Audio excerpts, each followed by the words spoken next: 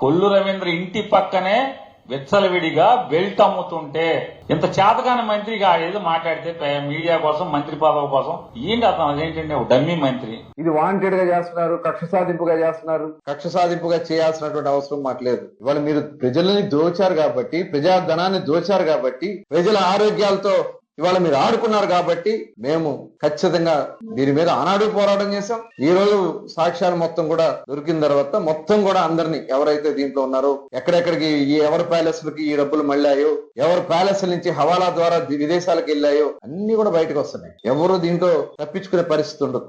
ఒక్కొక్కరు పిచ్చి పిచ్చి వాదులు అవుతా ఉన్నారు. తెలుసుకోండి, మీరు ఏం మాట్లాడారో తెలుసుకోండి.